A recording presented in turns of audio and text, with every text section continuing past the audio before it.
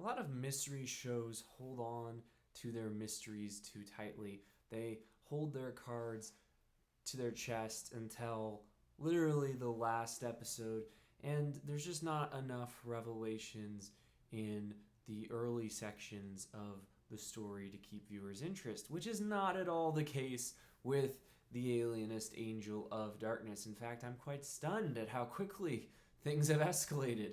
But before I get into my thoughts on the last two episodes of this show, Labyrinth and the Gilded Cage, with spoilers, you've been warned. If you're interested in seeing my weekly reviews and other reviews on this channel of upcoming TV shows, please consider subscribing. And if you give me a like, I'd really greatly appreciate it. So let's get into the Alienist Season 2 Angel of Darkness, the last two episodes that aired on TNT. And boy, wow, a lot happened. There was a good tonal balance, I think, in these two episodes compared to the first two episodes. I felt like the first two episodes were a little overly dark. And not that being dark is a bad thing. I think most of us are here for the darkness to a large extent. But I think that it's good to have some tonal balance to throw things into relief. And the first two episodes, for the most part, didn't. But here, there were some scenes with John's bachelor party and some romantic scenes that kind of helped the tension to be a little less overwhelming, a little less overly serious. But I think the biggest revelation in these two episodes, by far and away, was that we already know who our killer is. The killer is Libby Hatch, played by Rosie McEwen. And I think that there might be a little bit more to this than meets the eye. I have my suspicions about the character played by Laura Pulver, who just showed up in the fourth episode, Karen Stratton. I have a question why they would introduce a second hypnotist, a second alienist who's also a hypnotist, if there was not some nefarious backstory going on. But I, for now, will say that is just a suspicion and not something that I'm going to pick a lane and say, yes, that's what's going on. But I have a suspicion that perhaps she has some involvement in the case other than just as an acquaintance of Laszlo. But this is an interesting season because it's very greatly focused on female characters. And as such, Laszlo and John have been largely, I would say, marginalized within the story.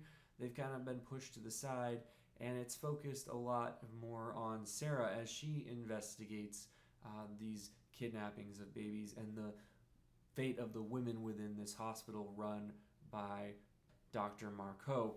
And it's interesting, we're dealing with a lot of the thinking about women that people had in the day, some of the mad women in the attic stereotype to a large extent. And this show did a really good job in these episodes of setting up the stakes, maintaining a consistent sense of tension. I was glad that they put Bitsy in peril. That was a very, very good decision because I think sometimes if they had put Sarah in this situation, for instance, we wouldn't have been scared because we know that they're not going to kill off Sarah, at least not in the fourth episode. But with Bitsy in this situation, especially after we've started to like her after her mild flirtation with Lucius, it's a situation where you're just not sure what's going to happen. If you had the old Superman cartoons, for instance, you know Superman was going to be fine, but you didn't know if he was going to save Jimmy Olsen in time, if Jimmy Olsen was in peril, or some random civilian. So that was kind of the situation. And there was also the payoff in that Lucius was the one to rescue Bitsy at the moment that we thought she was dead. I thought she was dead. I was pretty convinced that she wasn't coming back, but she managed to be revived, and we'll get to see their flirtations continue, hopefully to their natural end. I have some speculation about this character of Libby, as I said, but it was interesting. The minute she showed up, I pegged her as being suspicious, and in a large part just because she seemed kind of fascinated by Sarah. I thought that Dakota Fanning did a really good job in their scene at the restaurant, just the way that she was very observant and that she didn't push too hard to get Libby to talk to her, that she very much let her open up and didn't prod her too much. I thought these scenes were well done, but in retrospect, there was something of a unease in these scenes, the sense that there was more to Libby than met the eye. And they had some red herrings, the matron, the other nurse at the hospital that Bitsy was working with, but ultimately it ended up being Libby. And boy, oh boy, was that a frightening scene when Bitsy was running from the nurse and ended up in the room and found herself face to face with Libby, who was the person she actually needed to be afraid of. And that sense of dread, that was very, very horror based, and it was well done. It wasn't a jump scare, it wasn't a cheap scare, it was just very much a frightening moment that was earned. In these episodes, as I said, I feel like Laszlo and John have been marginalized to a certain extent. I love Luke Evans' John in particular. I think this character is just wonderful. I know a lot of people think he serves no purpose in the show, and I can understand that. He doesn't really have any particularly great investigative ability, but I just think that Luke Evans is so good at playing a ladies' man, which is kind of hilarious when you know what his real life orientation is. But he's so good at playing this ladies' man, and it's interesting to see him driven into this position where he's marrying someone who the best thing he can think of to say about her is that his grandmother would have been proud to see him marry her. And you can see in the sequence between him and Sarah where he compares his relationship with his fiancée to the kind of woman that she thinks he should marry and calls her an annoying sister.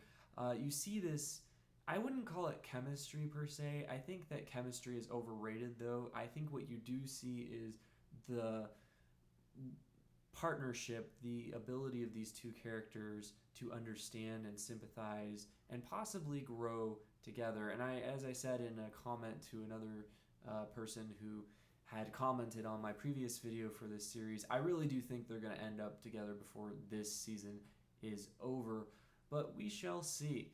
Laszlo, of course, met Lara, who is another alienist, and this was an odd sequence where they were showing the decadence of the party, and it was just very on the nose.